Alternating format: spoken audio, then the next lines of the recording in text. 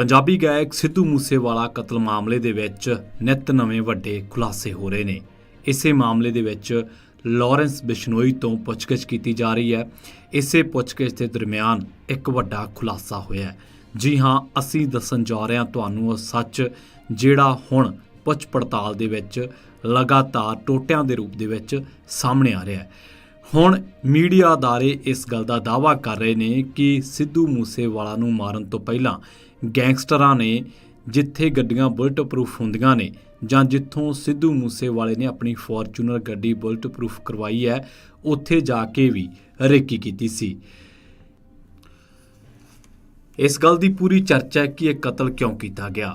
ਤਾਂ ਮੁੱਢਲੀ ਪੁੱਛ ਪੜਤਾਲ ਦੇ ਵਿੱਚ ਇਹ ਗੱਲ ਸਾਹਮਣੇ ਆ ਰਹੀ ਹੈ ਕਿ ਬਦਲਾ ਲੈਣ ਦੇ ਲਈ ਵਿੱਕੀ ਮਿੱਡੂ ਖੇੜਾ ਕਤਲ ਦਾ ਬਦਲਾ ਲੈਣ ਦੇ ਲਈ 5-6 ਗੈਂਗਸਟਰਾਂ ਨੇ ਮਿਲ ਕੇ ਇਸ ਵਾਰਦਾਤ ਨੂੰ ਅੰਜਾਮ ਦਿੱਤਾ ਹੈ। ਇਹ ਫਰੌਤੀ ਦਾ ਮਾਮਲਾ ਨਹੀਂ ਹੈ। ਹੁਣ ਇਸੇ ਮਾਮਲੇ ਦੇ ਵਿੱਚ ਹੋਰ ਨਵੇਂ ਖੁਲਾਸੇ ਹੋ ਰਹੇ ਨੇ। ਜਿੱਥੋਂ ਸਿੱਧੂ ਮੂਸੇਵਾਲੇ ਨੇ ਆਪਣੀ ਗੱਡੀ ਬੁਲਟ ਪ੍ਰੂਫ ਕਰਵਾਈ ਸੀ, ਗੈਂਗਸਟਰਾਂ ਨੇ ਉੱਥੇ ਰੇਕੀ ਕਰਕੇ ਇਹ ਗੱਲ ਦਾ ਪਤਾ ਕੀਤਾ ਸੀਗਾ ਕਿ ਇਸ ਬੁਲਟ ਪ੍ਰੂਫ ਗੱਡੀ ਦੇ ਵਿੱਚ ਜਿਹੜਾ ਬੰਦਾ ਸਵਾਰ ਹੈ ਉਹਨੂੰ ਨਿਸ਼ਾਨਾ ਕਿਵੇਂ ਬਣਾਇਆ ਜਾ ਸਕਦਾ ਹੈ। ਕਿ ਬੁਲਟ ਪ੍ਰੂਫ ਦੇ ਵਿੱਚ ਝੇਲ ਵੀ ਹੈ, ਜੇਕਰ ਝੇਲ ਹੈ ਤਾਂ ਕਿੱਥੇ ਹੈ। ਮੰਤਵ ਇਹੀ ਸੀ ਕਿ ਜੇਕਰ ਰੇਕੀ ਤੋਂ ਬਾਅਦ ਸਿੱਧੂ ਮੂਸੇਵਾਲਾ ਆਪਣੀ ਬੁਲਟ ਪ੍ਰੂਫ ਫੋਰਚੂਨਰ ਦੇ ਵਿੱਚ ਸਵਾਰ ਹੋਇਆ ਤਾਂ ਉਸ ਦਾ ਜਾਨੀ ਨੁਕਸਾਨ ਕਿਵੇਂ ਕੀਤਾ ਜਾ ਸਕਦਾ ਹੈ। ਮੁੱਢਲੇ ਤੌਰ ਤੇ ਪੁਲਿਸ ਨੇ ਲਾਰੈਂਸ ਬਿਸ਼ਨੋਈ, ਸਚਨ ਥਾਪਣ, ਗੋਲਡੀ ਬਰਾੜ, ਸੰਦੀਪ ਮਹਾਕਾਲ ਦੇ ਨਾਲ ਵੀ ਜਾ ਕੇ ਇਹ ਤਾਰਾਂ ਜੁੜ ਜਾਂਦੀਆਂ ਨੇ।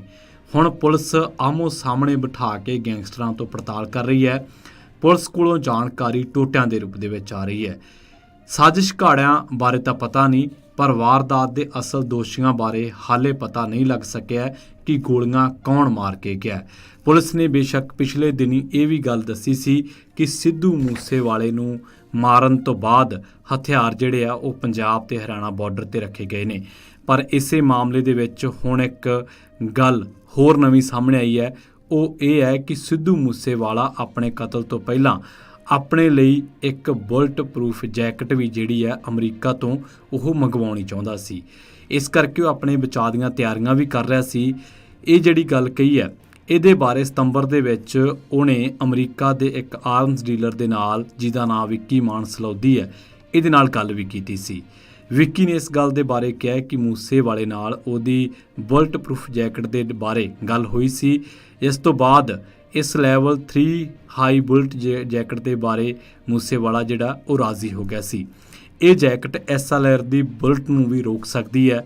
ਮੂਸੇਵਾਲੇ ਨੇ ਕਿਹਾ ਸੀ ਕਿ ਉਹਦਾ ਕੋਈ ਦੋਸਤ ਮਿਲੂਗਾ ਤੇ ਇਹ ਜੈਕਟ ਲੈ ਜਾਊਗਾ, ਪਰ ਬਾਅਦ ਦੇ ਵਿੱਚ ਉਹਦਾ ਕੋਈ ਦੋਸਤ ਜਿਹੜਾ ਉਹ ਨਹੀਂ ਮਿਲ ਸਕਿਆ। ਇਸੇ ਮਾਮਲੇ ਦੇ ਵਿੱਚ ਹੁਣ ਪੰਜਾਬ ਪੁਲਿਸ ਨੂੰ 4 ਸ਼ਾਰਪ ਸ਼ੂਟਰਾਂ ਦੀ ਤਲਾਸ਼ ਹੈ। ਇਹਦੇ ਵਿੱਚ ਹਰਿਆਣੇ ਦੇ ਸੋਨੀਪਤ ਦਾ ਪ੍ਰਿਯਵਰਤ ਫੌਜੀ ਅੰਕਿਤ ਸ਼ੇਰਮਾ ਵੀ ਸ਼ਾਮਿਲ ਹੈ। ਇਸ ਹੱਤਿਆਕਾਂਡ ਤੋਂ ਬਾਅਦ ਸ਼ਾਮਲ ਹੋਣ ਦੀ ਪੁਸ਼ਟੀ ਮੋਨੂ ਡਾਗਰ ਨੇ ਵੀ ਕੀਤੀ ਹੈ। ਉਸੇ ਨੇ ਇਹਨਾਂ ਦੋਨਾਂ ਨੂੰ ਇਸ ਕਤਲकांड ਨੂੰ ਅੰਜਾਮ ਦੇਣ ਦੇ ਲਈ ਅਰੇਂਜ ਕੀਤਾ ਸੀ। ਬਾਕੀ 2 ਸ਼ਾਰਪ ਸ਼ੂਟਰ ਜਗਰੂਪ ਸਿੰਘ ਰੂਪਾ ਅੰਮ੍ਰਿਤਸਰ ਅਤੇ ਮੋਗੇ ਦਾ ਮੋਨੂ ਕੁੱਸਾ ਵੀ ਇਸ ਦੇ ਵਿੱਚ ਸ਼ਾਮਿਲ ਦੱਸਿਆ ਗਿਆ ਕਿ ਇਸ ਕਤਲकांड ਦੇ ਨਾਲ 5 ਮਾਸਟਰਮਾਈਂਡ ਜੁੜੇ ਨੇ। ਲਾਰੈਂਸ ਬਿਸ਼ਨੋਈ, ਗੋਲਡੀ ਬਰਾੜ, ਵਿਕਰਮ ਬਰਾੜ, ਸਚਨ ਥਾਪਣ ਤੇ ਅਨਮੋਲ ਵਿੱਚ ਦੀ ਆਪਾਂ ਮਹਾਕਾਲ ਦੀ ਗ੍ਰਿਫਤਾਰੀ ਦੇ ਬਾਰੇ ਵੀ ਗੱਲਾਂ ਸੁਣਦੇ ਰਹੇ ਹਾਂ। ਤਾਂ ਹੁਣ ਬੁਲਟ ਪ੍ਰੂਫ ਫੋਰਚੂਨਰ ਦੇ ਵਿੱਚ ਸੰਨ ਕਿਵੇਂ ਲਾਈ ਜਾ ਸਕਦੀ ਹੈ, ਇਸ ਬਾਬਤ ਨਵਾਂ ਖੁਲਾਸਾ ਹੋਇਆ ਕਿ ਗੈਂਗਸਟਰਾਂ ਨੇ ਜਲੰਧਰ ਵੀ ਜਿਹੜੀ ਹੈ ਪਹੁੰਚ ਕੀਤੀ ਸੀ, ਜਿੱਥੇ ਫੋਰਚੂਨਰ ਬੁਲਟ ਪ੍ਰੂਫ ਕਰਵਾਉਣ ਦੇ ਬਹਾਨੇ ਉਹਨਾਂ ਨੇ ਕੰਪਨੀ ਦੇ ਨਾਲ ਗੱਲਬਾਤ ਕੀਤੀ ਤੇ ਇਸੇ ਗੱਲਬਾਤ ਦੇ ਦੌਰਾਨ ਉਹਨਾਂ ਨੇ ਫਿਰ ਫੋਰਚੂਨਰ ਦੇ ਵਿੱਚ ਸਵਾਰ ਬੰਦੇ ਦਾ ਜਾਨੀ ਨੁਕਸਾਨ ਕਿਵੇਂ ਕੀਤਾ ਜਾ ਸਕਦਾ ਹੈ, ਇਸ ਬਾਬਤ ਉਹਨਾਂ ਨੇ ਸਾਰੀਆਂ ਕੜੀਆਂ ਫਰੋਲੀਆਂ ਸਨ। ਪੁਲਿਸ ਟੋਟਿਆਂ ਦੇ ਰੂਪ ਦੇ ਵਿੱਚ ਇਹ ਜਾਣਕਾਰੀਆਂ ਮੁਹੱਈਆ ਕਰਵਾ ਰਹੀ ਹੈ। ਪਤਾ ਲੱਗਿਆ ਕਿ ਆਉਣ ਵਾਲੇ ਦਿਨਾਂ ਦੇ ਵਿੱਚ 9 ਹੋਰ ਗੈਂਗਸਟਰਾਂ ਦੇ ਨਾਲ ਜੁੜੇ ਬੰਦਿਆਂ ਨੂੰ ਲਾਰੈਂਸ ਬਿਸ਼ਨੋਈ ਦੇ ਸਾਹਮਣੇ ਬਿਠਾ ਕੇ ਪੁੱਛ ਪੜਤਾਲ